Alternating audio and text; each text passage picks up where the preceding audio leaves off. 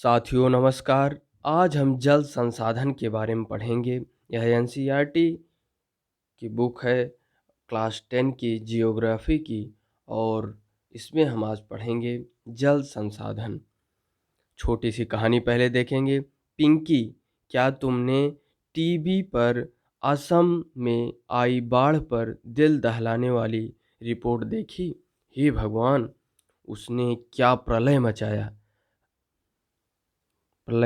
है। रास्ते में जो कुछ आया बर्बाद कर दिया और बहा ले गई। हाँ चिंटू, मैंने देखा। क्या यह आश्चर्यजनक नहीं है कि जल जीवन दे भी सकता है और ले भी सकता है। हम पानी के बिना क्या करेंगे? मेरे पिताजी मुझे बता रहे थे कि उनके कारखाने में बहुत सारी चीज़ों के लिए काफ़ी जल की आवश्यकता होती है। क्या तुम जानते हो कि मशीनों को ठंडा करने के लिए भी जल की आवश्यकता होती है? कारखाना भी जल विद्युत संयंत्र द्वारा पैदा की हुई बिजली से चलता है। अब मैं समझ सकती हूँ कि विभिन्न युगों में मानव नदियों और अन्य जल स्रोतों जैसे झरनों, झीलों, पोखरों और मरुद्यानों के आसपास क्यों बसता था। जैसा कि आप जानते हैं कि 3/4 धरातल जल से ढका हुआ है, परंतु इसमें प्रयोग में लाने योग्य अलवणीय जल का अनुपात बहुत कम है। यह अलवणीय जल हमें सतही, अपवाह और भौम जल स्रोत से प्राप्त होता है, जिनका लगातार नवीकरण और पुनर्भरण जलीय चक्र द्वारा होता रहता है। सारा जल जलीय चक्र में गतिशील रहता है, जिससे जल नवीकरण सुनिश्चित होता है।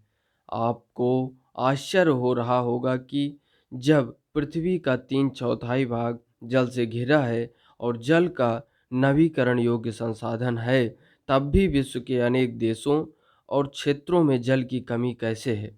ऐसी भविष्यवाणी क्यों की जा रही है कि 2025 में 20 करोड़ लोग जल की नितांत कमी झेलेंगे।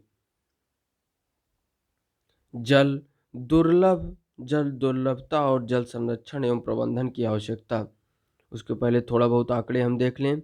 जल, कुछ तथ्य और आंकड़े। विश्व में जल के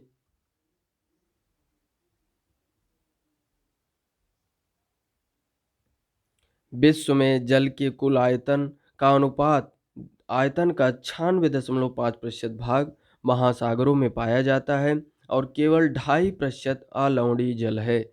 विश्व में अलवणीय जल का लगभग 70% भाग अंटार्कटिका, ग्रीनलैंड और पर्वतीय क्षेत्रों में बर्फ की चादरों और हिमनदों के रूप में मिलता है, जबकि 30% से थोड़ा सा कम भौम जल के जलभूत एक्वीफायर के रूप में पाया जाता है।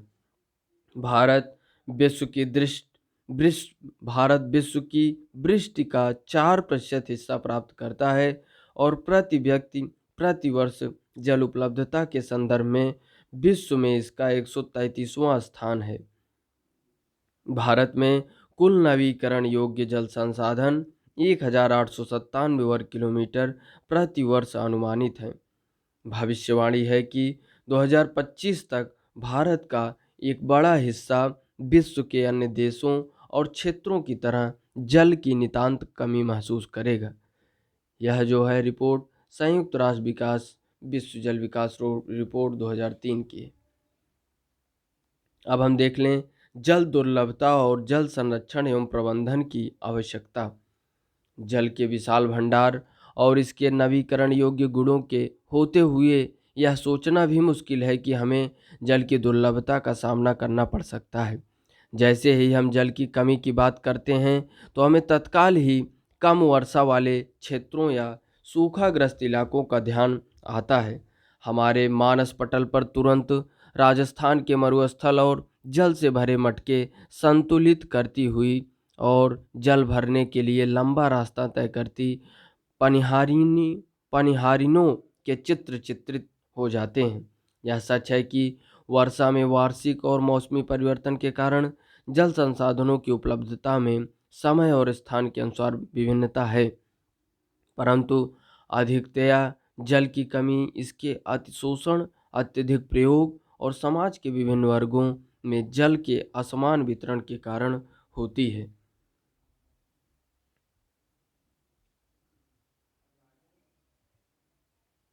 क्या यह संभव है कि किसी क्षेत्र के क्या यह संभव है किसी क्षेत्र में प्रचुर मात्रा में जल संसाधन होने के बावजूद भी जल की दुर्लभता हो? हमारे कई शहर इसके उदाहरण हैं। अतः जल दुर्लभता, अत्यधिक और बढ़ती जनसंख्या और इसके परिणाम स्वरूप जल की बढ़ती मांग और उसके असमान वितरण का परिणाम हो सकता है। जल अधिक जनसंख्या के लिए घरेलू उपयोग में ही नहीं बल्कि अधिक अनाज उगाने के लिए भी चाहिए। अतः अनाज का उत्पादन बढ़ाने के लिए जल संसाधनों का अतिशोषण करके ही सिंचित क्षेत्र बढ़ाया जा सकता है और शुष्क ऋतु में भी खेती की जा सकती है। सिंचित कृषि में जल का सबसे ज़्यादा उपयोग होता है। शुष्क कृषि तकनीकों तथा सूखा प्रतिरोधी फसलों के विकास द्वारा अब कृषि क्षेत्र में क्रांति लाने की आवश्यकता है। चित्र में आप देख रहे हैं एक और इजराइल जैसे 25 सेंटीमीटर औसत वार्षिक वाले देश में जल का कोई अभाव नहीं है, तो दूसरी ओर 114 सेंटीमीटर औसत वार्षिक वर्षा वाले हमारे देश में प्रतिवर्ष किसी भाग में सूखा अवश्य पड़ता है। देश में जल की उपलब्धता और उसके स्वरूप के अनुसार समुचित जल प्रबंधन न होने के कारण ही वर्षा का जल नदी नालों में तेजी से बहकर समुद्र में चला जाता है, जिससे वर्षा के बाद के लगभग 9 महीने देश के लिए पानी की कमी के होते हैं। ये ही मूल कारण है देश में जलीय अभाव के, जिसे हम उचित प्रबंधन के द्वारा ही नियंत्रित कर सकते हैं। आप देख रहे हैं water water everywhere, not a drop to drink.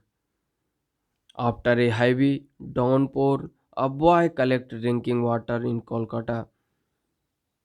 Life in the city and its adjacent districts was paralyzed as incessant overnight rain, measuring a record 180 mm, flooded vast areas and disrupt traffic. आप देख रहे हैं कश्मीर का हाल। A Kashmiri earthquake survivor carries water in the snow in a devastated villages.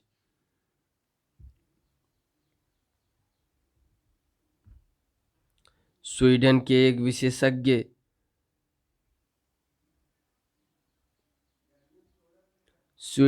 विशेषज्ञ folk Falcon mark के अनुसार जल की कमी तब होती है जब प्रत्येक व्यक्ति को प्रतिवर्ष 1000 से 1600 घन मीटर के बीच जल उपलब्ध होता है।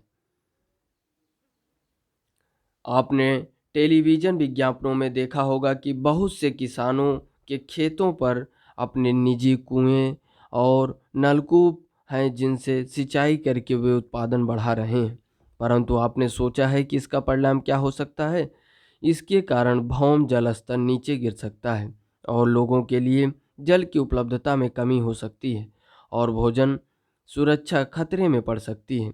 स्वतंत्रता के बाद भारत में तेजी से औद्योगिकरण और शहरीकरण हुआ और विकास के अवसर प्राप्त हुए। आजकल हर जगह बहुराष्ट्रीय कंपनियां, एमएनसीज, मल्टीनेशनल कंपनीज बड़े औद्योगिक घरानों के रूप में फैली हुई हैं। उद्योगों की बढ़ती हुई संख्या के कारण अलावड़ीय जल संसाधनों पर दबाव बढ़ रहा है।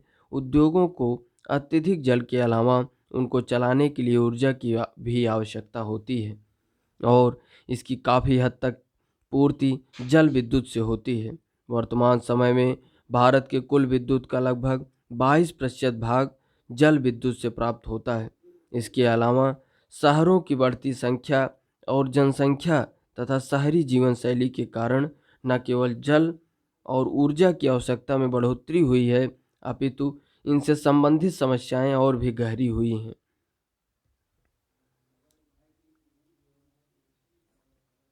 यदि आप शहरी आवास समितियां या कॉलोनियों पर नज़र डालें तो आप पाएंगे कि उनके अंदर जलपूर्ति के लिए नलकूप स्थापित किए गए हैं। इसमें कोई आश्चर्य नहीं है कि शहरों में जल संसाधन की का अतिशोषण हो रहा है और इनकी कमी होती जा रही है। अब तक हमने जल दुर्लभता के मात्रात्मक पहलू की ही बात की थी।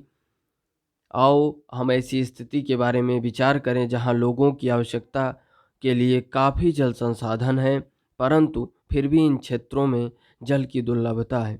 यह दुर्लभता जल की खराब गुणवत्ता के कारण हो सकती है। पिछले कुछ वर्षों में यह चिंता का विषय बनता जा रहा है कि लोगों की आवश्यकता के लिए प्रचुर मात्रा में जल उपलब्ध होने के बावजूद यह घरेलू और औद्योगिक अपशिष्टों, रसायनों, कीटनाशकों और कृषि में प्रयुक्त उर्वरक द्वारा प्रदूषित हैं और मानव उपयोग के लिए खतरनाक हैं।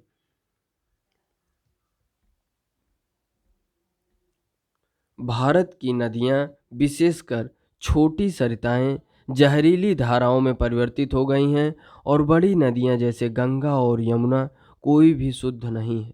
बढ़ती जनसंख्या, कृषि आधुनिकीकरण, नगरीकरण और औद्योगिकरण का भारत की नदियों पर अत्यधिक दुष्प्रभाव है और हर दिन गहराता जा रहा है।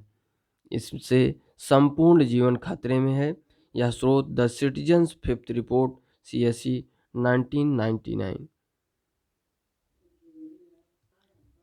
आपने अनुभव कर लिया होगा कि समय की मांग है कि हम अपने जल संसाधनों का संरक्षण और प्रबंधन करें, स्वयं को स्वास्थ्य संबंधी खतरों से बचाएं, खाद्यान्न सुरक्षा, अपनी आजीविका और उत्पादक क्रियाओं की निरंतरता को सुनिश्चित करें और हमारे प्राकृतिक परितंत्रों को निम्नीकृत होने से बचाएं।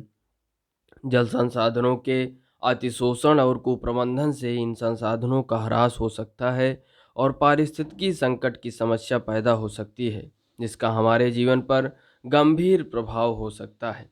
क्रियाकलाप में देख लें, अपने दिन प्रतिदिन के अनुभव के आधार पर जल संरक्षण के लिए संक्षिप्त प्रस्ताव लिखें।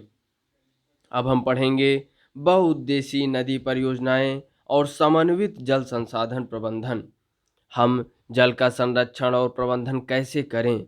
पुरातत्व, वैज्ञानिक और ऐतिहासिक अभिलेख दस्तावेज बताते हैं कि हमने प्राचीन काल से सिंचाई के लिए पत्थरों और मलबे से बांध, जलाशय अथवा झीलों के तटबंध और नहरों जैसे उत्कृष्ट जलीय कृतियां बनाई हैं। इसमें कोई आश्चर्य नहीं, हमने यह परिपाटी आधुनिक भारत में भी जारी रखी है और अधिकतर नदियों के बेसिनों में बांध बनाए हैं। अब हम देख लें प्राचीन भारत में जलीय कृतियाँ। ईसा से एक शताब्दी पहले इलाहाबाद के नज़दीक इलाहाबाद के नज़दीक श्रृंगवेरा में गंगा नदी की बाढ़ के जल को संरक्षित करने के लिए एक उत्कृष्ट जल संग्रहण तंत्र बनाया गया था। चंद्रगुप्त मौर्य के समय बृहद स्तर पर बांध, झील और सिंचाई तंत्रों का निर्माण करवाया गया।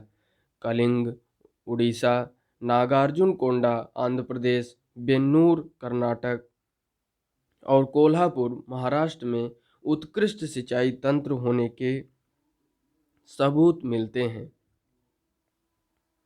अपने समय की सबसे बड़ी कृत्रिम झीलों में से एक भोपाल झील 11वीं शताब्दी में बनाई गई। 14वीं शताब्दी में इल्तुतमिश ने दिल्ली में सिरी फोर्ट क्षेत्र में जल की सप्लाई के लिए हौज खास एक विशिष्ट तालाब बनवाया। स्रोत में आप देखेंगे डाइंग विजडम CSE 1997। आप देख रहे हैं चित्र में हीराकुड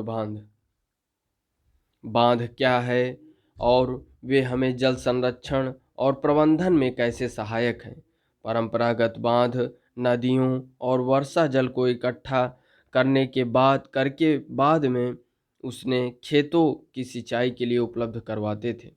यानी परंपरागत बांध नदियों और वर्षा जल को इकट्ठा करके बाद में उसे खेतों की सिंचाई के लिए उपलब्ध करवाते थे। आजकल बांध सिर्फ सिंचाई के लिए नहीं बनाए जाते, अपितु उनका उद्देश्य विद्युत उत्पादन, घरेलू और औद्योगिक उपयोग, जलापूर्ति, बाढ़ नियंत्रण, मनोरंजन, आंतरिक नौचालन और मछली पालन भी है। इसलिए बांध को बहुउद्देशीय परियोजनाएं भी कहा जाता है, जहां एकत्रित जल के अनेकों उपयोग समन्वित होते हैं। उदाहरण के तौर पर सतलुज ब्यास बेसिन में भाखड़ा नांगल परियोजना जल विद्युत उत्पादन और सिंचाई दोनों के काम में आती है। इसी प्रकार महानदी बेसिन में हीराकुड परियोजना जल संरक्षण और बाढ़ नियंत्रण का समन्वय है।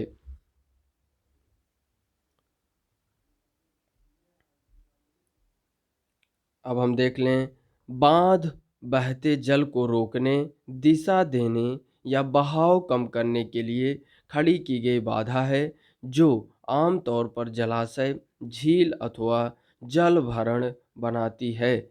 बांध का अर्थ जलाशय से लिया जाता है, न कि इसके ढांचे से।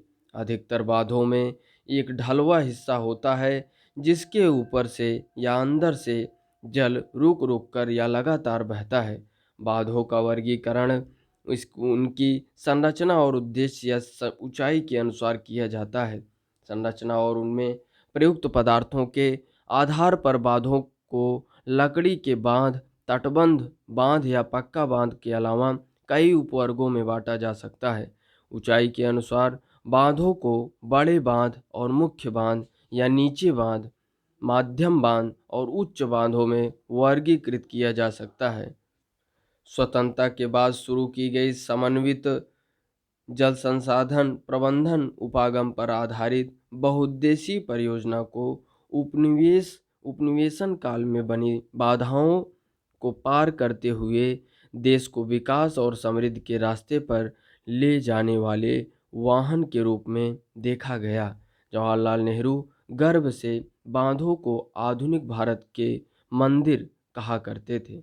उनका मानना था कि इन परियोजनाओं के चलते कृषि और ग्रामीण अर्थव्यवस्था, औद्योगिकरण और नगरीय अर्थव्यवस्था समन्वित रूप से विकास करेगी। पिछले कुछ वर्षों में बहुउद्देशीय परियोजनाएं और बड़े बांध कई कारणों से पर निरीक्षण और विरोध के विषय बन गए हैं। क्रियाकलाप में देख लें, परंपरागत तरीकों से बांध बनाने की कला विधि और सिंचाई कार्य के बारे में अधिक पता लगाएं। हमने आषाढ़ में फसलें बोई हैं, हम भद्रा में भादु लाएंगे।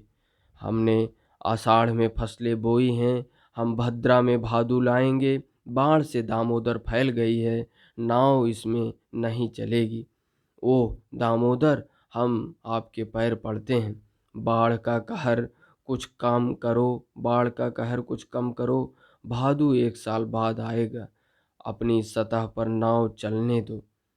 यह लोकप्रिय भादु गीत दामोदर घाटी क्षेत्र में गाया जाता है, जो शोक की नदी कही जाने वाली दामोदर नदी में बाढ़ के दौरान आने वाली समस्याओं का वर्णन करता है।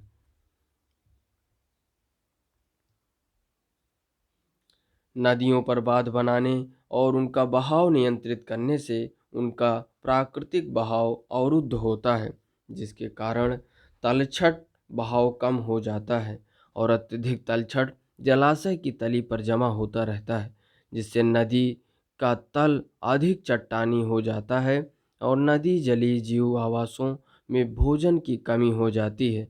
बांध नदियों को टुकड़ों में बांट देते हैं, जिससे विशेषकर अंडे देने की ऋतु में जलीय जीवों का नदियों में स्थानांतरण अवरुद्ध हो जाता है। बाढ़ के मैदान में बनाए जाने वाले जलाशयों द्वारा वहां मौजूद वनस्पति और मिट्टियां जल में डूब जाती हैं, जो कालांतर में अपघटित हो जाती हैं। बहुउद्देशीय परियोजनाएं और बड़े बांध नए पर्यावरणीय आंदोलन जैसे नर्मदा बचाओ आंदोलन और टिहरी बांध आंदोलन के कारण भी बन गए। इन परियोजनाओं का विरोध मुख्य रूप से स्थानीय समुदाय के बृहद स्तर पर विस्थापन के कारण है। आमतौर पर स्थानीय लोगों को उनकी जमीन, आजीविका और संसाधनों से लगाव एवं नियंत्रण देश की बेहतरी के लिए कुर्बान करना पड़ता है। इसलिए अगर स्थानीय लोगों को इन परियोजनाओं का लाभ नहीं मिल रहा है तो किसको मिल रहा है? शायद शायद जमींदारों और बड़े किसानों को या उद्योगपतियों और कुछ नगरीय केंद्रों को। गांव के भूमिहीनों को लीजिए, क्या वे वास्तव में परियोजनाओं से लाभ उठाते हैं? सिंचाई ने कई क्षेत्रों में फसल प्रारूप परिवर्तित कर दिया है, जहां किसान जलगहन और वाणिज्य फसलों की ओर आकर्षित हो रहे हैं। इससे मृदाओं के लवणीकरण जैसे गंभीर पारिस्थितिक की परिणाम हो सकते हैं। इसी दौरान इसने अमीर भूमि मालिकों और गरीब भूमिहीनों में सामाजिक दूरी बढ़ाकर सामाजिक परिदृश्य बदल दिया है। जैसे कि हम देख सकते हैं कि बांध उसी जल के अलग अलग उपयोग और लाभ चाहने वाले लोगों के बीच संघर्ष पैदा करते हैं। गुजरात में साबरमती बेसिन में सूखे के दौरान नगरीय क्षेत्रों में अधिक जलापूर्ति देने पर परेशान किसान उपद्रव पर उतारू हो गए। बहुउद्देशीय परियोजनाओं के लागत और लाभ के बंटवारे का लेकर अंतर्राज्यीय झगड़े आम होते जा रहे हैं। क्या आप जानते हैं? पहले हम देख लें। नर्मदा बचाओ आंदोलन एक गैर सरकारी संगठन एनजीओ है जो जनजातीय लोगों, किसानों, पर्यावरणविदों और मानवाधिकार कार्यकर्ताओं को गुजरात में नर्मदा नदी पर सरदार सरोवर बांध के विरोध में लामबंद करता है। मूल रूप से शुरू में यह आंदोलन जंगलों के बांध के पानी में डूबने जैसे पर्यावरणीय मुद्दों पर केंद्रित था। हाल ही में इस आंदोलन का लक्ष्य बांध से विस्थापित गरीब लोगों को सरकार से संपूर्ण पुनर्वास सुविधाएं दिलाना हो गया है। लोगों ने सोचा कि उनकी यातनाएं व्यर्थ नहीं जाएंगी। विस्थापन का शोक स्वीकार किया, यह विश्वास करके कि सिंचाई के प्रसार से वे मालामाल हो जाएंगे। प्रायः रिहंद के उत्तरजीवियों ने हमें बताया है कि उन्होंने अपने कष्टों को देश के लिए कुर्बानी के रूप में स्वीकार किया है।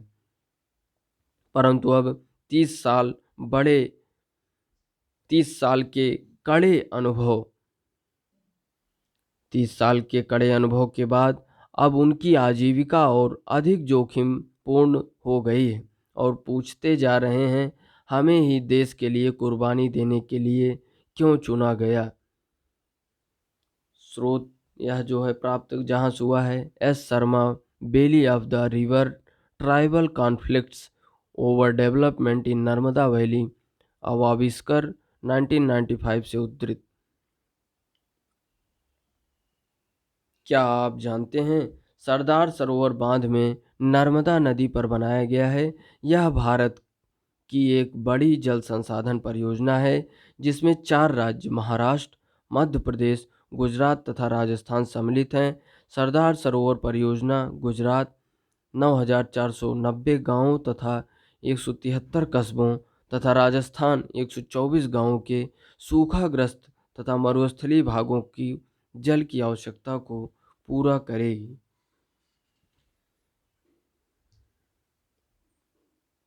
क्या आप जानते हैं कि कृष्णा गोदावरी विवाद की शुरुआत महाराष्ट्र सरकार द्वारा कोयना पर जल विद्युत परियोजना के लिए बांध बनाकर जल की दिशा परिवर्तन कर कर्नाटक और आंध्र प्रदेश सरकारों द्वारा आपत्ति जताए जाने से हुई। इससे इन राज्यों में पड़ने वाली नदी के निचले हिस्सों में जल प्रवाह कम हो जाएगा और कृषि और उद्योगों पर विपरीत असर पड़ेगा। क्रियाकलाप में अंतर्राज्यीय जल विवाद की एक सूची तैयार करें। आप चित्र में देख रहे हैं नदियों को, सिंधु नदी, झेलम नदी, चेनाब, रावी, ब्यास और सतलुज। आप देख रहे हैं भाखड़ा नांगल, टिहरी,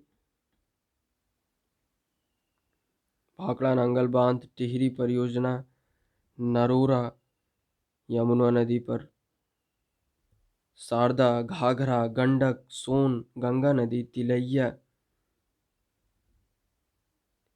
मेथान, रिहंद, कोनार, पचेत, हीराकुड महानदी पर उड़ीसा, राणा प्रताप सागर बांध,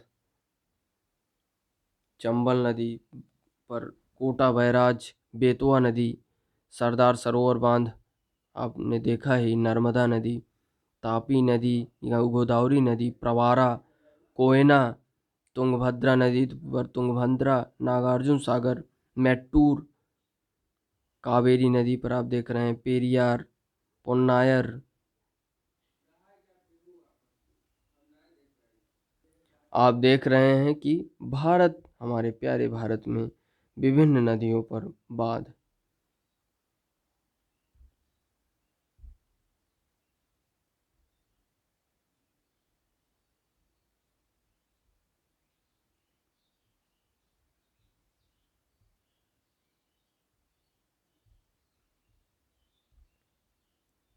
नदी परियोजनाओं पर उठी अधिकतर आपत्तियों उनके उद्देश्यों में विफल हो जाने पर हैं। यह एक विडंबना है कि जो बांध बाढ़ नियंत्रण के लिए बनाए जाते हैं, उनके जलाशयों में तलछट जमा होने से वे बाढ़ आने का कारण बन जाते हैं। अत्यधिक वर्षा होने की दशा में तो बड़े बांध भी कई बार बाढ़ नियंत्रण में असफल रहते हैं। आपने पढ़ा होगा कि वर्ष 2006 में महाराष्ट्र और गुजरात में भारी वर्षा के दौरान बांधों से छोड़े गए जल की वजह से बाढ़ की स्थिति और भी विकट हो गई। इन बाढ़ों से न केवल जान और माल का नुकसान हुआ, अपितु बृहत स्तर पर मृदा अपरदन भी हुआ। बांध के जलाशयों पर तलछट जमा होने का अर्थ यह भी है कि यह तलछट, जो कि एक प्राकृतिक उर्वरक है, बाढ़ के मैदानों तक नहीं पहुंचती, जिसके कारण भूमि निम्नीकरण की समस्याएं बढ़ती हैं। यह भी माना जाता है कि बहुउद्देशीय योजनाओं के कारण भूकंप आने की संभावना भी बढ़ जाती है और अत्यधिक जल के उपयोग से जल जनित बीमारियां, फसलों में कीटाणु जनित बीमारियां और प्रदूषण फैलते हैं। वर्षा जल संग्रहण, बहुत से लोगों का मानना है कि बहुउद्देशीय परियोजनाओं के अलाभप्रद असर और उन पर उठे विवादों के चलते वर्षा जल संग्रहण तंत्र इनके सामाजिक, आर्थिक और पारिस्थितिक तौर पर व्यवहार्थ विकल्प हो सकते हैं। प्राचीन भारत में उत्कृष्ट जलीय निर्माणों के साथ साथ जल संग्रहण ढांचे भी पाए जाते थे।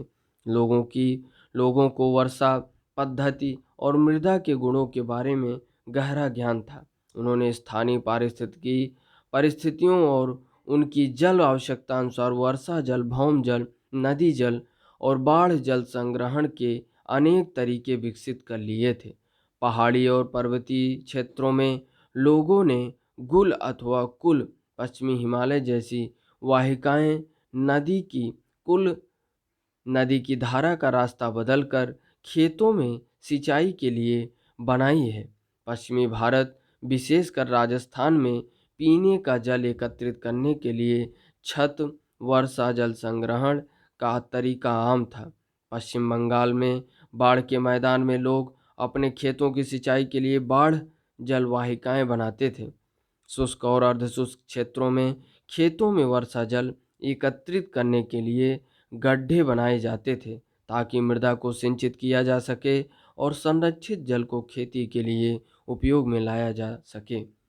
राजस्थान के जिले जैसलमेर में खादीन खादीन और अन्य क्षेत्रों में जोहड़ इसके उदाहरण हैं।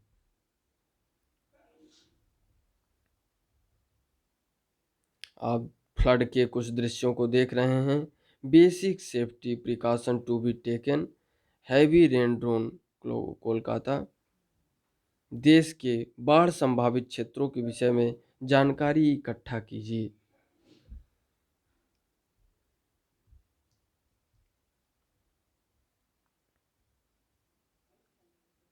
हैंडपंप के माध्यम से पुनर्भरण को आप देख रहे हैं। राजस्थान के अर्धशुष्क आप देख रहे हैं फिगर को। Are you a water harvester? This monsoon join us in counting the rain drop.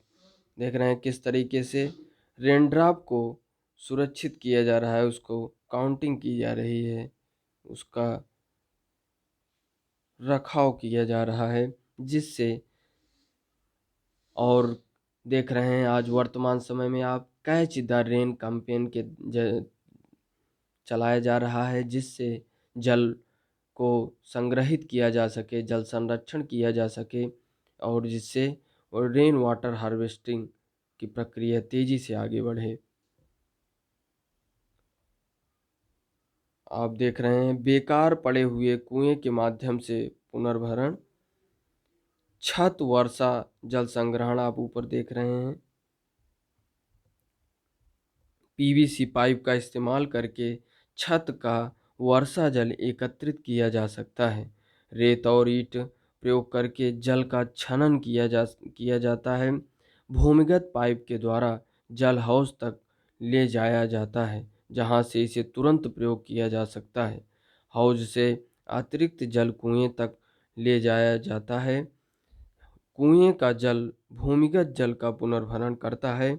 बाद में इस जल का उपयोग किया जा सकता है।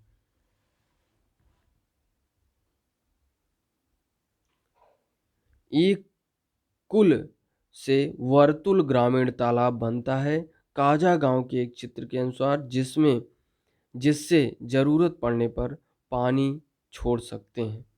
आप देख रहे हैं वर्षा जल संग्रहण की पारंपरिक विधि।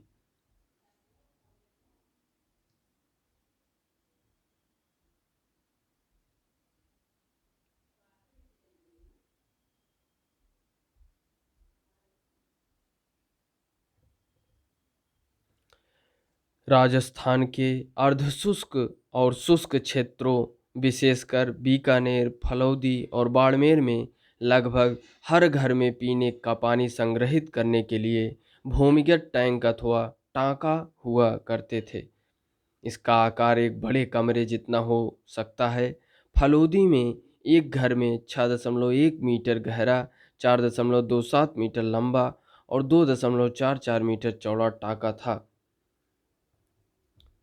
टांका यहाँ सुविकसित छत वर्षा जल संग्रहण तंत्र का अभिन्न हिस्सा होता है, जिसे मुख्य घर या आंगन में बनाया जाता था।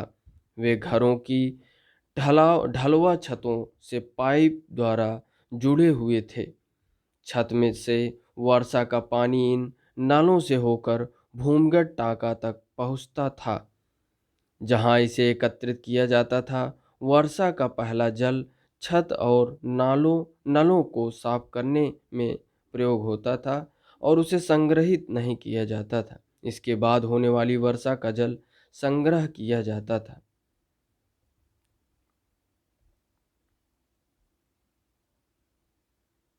टांका में वर्षा जल अगली वर्षा ऋतु तक संग्रहित किया जा सकता है। इसे जल की कमी वाली ग्रीष्म ऋतु तथा पीने का जल उपलब्ध करवाने वाला जल स्रोत बनाता है। वर्षा जल अथवा पालर पानी, जैसा कि इसे इन क्षेत्रों में पुकारा जाता है, प्राकृतिक जल का शुद्धतम रूप समझा जाता है। कुछ घरों में तो टांकों के साथ भूमिगत कमरे भी बनाए जाते हैं, क्योंकि जल का यह स्रोत इन कमरों को भी ठंडा रखता था, जिससे ग्रीष्म ऋतु में गर्मी से राहत मिलती है। एक रोचक तथ्य में देख लें हम, मेघालय की राजधानी शिलांग में छत वर्षा जल संग्रहण प्रचलित है। यह रोचक इसलिए है क्योंकि चेरापूंजी और मौसिनराम, जहां विश्व की सबसे अधिक वर्षा होती है, शिलांग से 55 किलोमीटर की दूरी पर ही स्थित है और यह शहर पीने के जल की कमी की गंभीर समस्या का सामना करता है। शहर के लगभग हर घर में छत वर्षा जल संग्रहण की व्यवस्था है। घरेलू जल आवश्यकता की कुल मांग के लगभग 15 से 25% हिस्से की पूर्ति छत जल संग्रहण व्यवस्था से ही होती है। क्रियाकलाप में अपने क्षेत्र में पाए जाने वाले अन्य वर्षा जल संग्रहण तंत्रों के बारे में पता लगाएं। यह दुख की बात है कि आज पश्चिमी राजस्थान में छत वर्षा जल संग्रहण की रीति इंदिरा गांधी नहर से उपलब्ध 12 मासी पेयजल के कारण कम होती जा रही है। हालांकि कुछ घरों में टांकों की सुविधा अभी भी है, क्योंकि उन्हें नल के अंदर पानी का स्वाद पसंद नहीं है। सौभाग्य से आज भी भारत के कई ग्रामीण और शहरी क्षेत्रों में जल संरक्षण और संग्रहण का यह तरीका प्रयोग में लाया जा रहा है। कर्नाटक के मैसूरू जिले में स्थित एक सुदूर गांव गंडाथूर में ग्रामीणों ने अपने घर में जल आवश्यकता पूर्ति छत वर्षा जल संग्रहण की व्यवस्था की हुई है।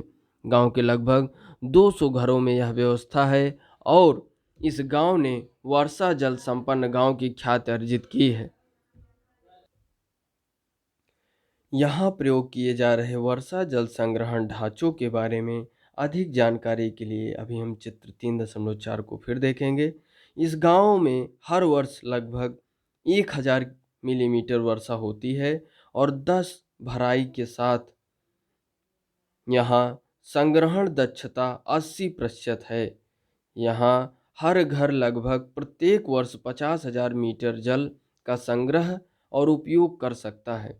200 घरों द्वारा हर वर्ष लगभग 10 लाख लीटर जल एकत्रित किया जाता है। एक रोचक तथ्य देख लें। आप ये देख रहे हैं बांस ड्रिप सिंचाई प्रणाली। रोचक तथ्य में देख लीजिए, तमिलनाडु एक ऐसा राज्य है जहां पूरे राज्य में हर घर में छत वर्षा जल संग्रहण ढांचों का बनना आवश्यक कर दिया गया है। इस संदर्भ में दोषी व्यक्तियों पर कानूनी कार्यवाही हो सकती है। क्रियाकलाप में सूचना को एकत्रित करें कि उद्योग किस प्रकार हमारे जल संसाधनों को प्रदूषित कर रहे हैं। अपने सहपाठियों के साथ मिलकर अपने मोहल्लों में जल विवाद पर एक नाटिका प्रस्तुत करें। नाट्य कार्यक्रम। अब हम देख लें कुछ महत्वपूर्ण तथ्यों को और छत जल संग्रहण की स्थिति को। आप देख रहे हैं छतों पर किस तरीके से जल संग्रहण हो रहा है। छत जल संग्रहण थार के सभी शहरों और ग्रामों में प्रचलित था। वर्षा जल जो कि घरों की ढालों छतों पर गिरता है, उसे पाइप द्वारा भूमिगत टांका के अंदर ले जाते हैं। भूमि में गोल छिद्र जो मुख्य घर अथवा आंगन में बना होता है। ऊपर दिखाया गया चित्र दर्शाता है कि जल पड़ोसी की छत से एक लंबे पाइप के द्वारा लाया जाता है। यहाँ पड़ोसी की छत का उपयोग वर्षा जल को एकत्र करने के लिए किया गया है। चित्र में एक छेद दिखाया गया है जिसके द्वारा वर्षा जल भूमिगत टाका में चला जाता है। आप देख रहे हैं कि लंबी पाइप को। अब हम देख लें बांस ड्रिप सिंचाई प्रणाली को। मेघालय में नदियों व झरनों के जल को बांस द्वारा बने पाइप द्वारा एकत्रित करके 200 वर्ष पुरानी विधि प्रचलित है। लगभग 18 से 20 लीटर सिंचाई पानी बांस पाइप में आ जाता है तथा उसे सैकड़ों मीटर की दूरी तक ले जाया जाता है। अंत में पानी का बहाव 20 से 80 बूंद प्रति मिनट तक घटाकर पौधे पर छोड़ दिया जाता है। चित्र 1 में आप देख रहे हैं पहाड़ी शिखरों पर सदा नीरा झरनों की दिशा परिवर्तित करने के लिए बांस के पाइपों का उपयोग किया जाता है। इन पाइपों के माध्यम से गुरुत्वाकर्षण द्वारा जल पहाड़ के निचले स्थानों पर पहुंचाया जाता है। चित्र 2 या 3 में देख लें बांस से निर्मित चैनल से पौधे के स्थान तक जल का बहाव परिवर्तित किया जाता है। पौधे तक बांस पाइप से बनाई व बिछाई गई विभिन्न जल शाखाओं में जल वितरित किया जाता है। पाइपों में जल प्रवाह इनकी स्थितियों में परिवर्तन करके नियंत्रित किया जाता है। चित्र 4 में आप देख सकते हैं, यदि पाइपों को सड़क पार ले जाना हो तो उन्हें भूमि पर ऊंचाई से ले जाया जाता है। चित्र 5 और 6 में देख लें, संकुचित किए हुए चैनल सेक्शन और पथांतरण इकाई जल सिंचाई के अंतिम चरण में प्रयुक्त की जाती है। अंतिम चैनल सेक्शन से पौधे की जड़ों के निकट जल गिराया जाता है। आप चित्र में देख रहे हैं। तो ये रहा हमारा वर्षा जल संरक्षण का विभिन्न माध्यमों से वाटर हार्वेस्टिंग प्रक्रिया, जिसके द्वारा जल भराव को अच्छी स्थिति में जल संग्रहित किया जाता है, जिससे हमारा रेन वाटर हार्वेस्टिंग हमारे पेयजल और सिंचाई के लिए उपलब्ध रहे। तो ये है जल संसाधन, जिसके बारे में हमने जानकारी प्राप्त की। धन्यवाद। जय हिंद।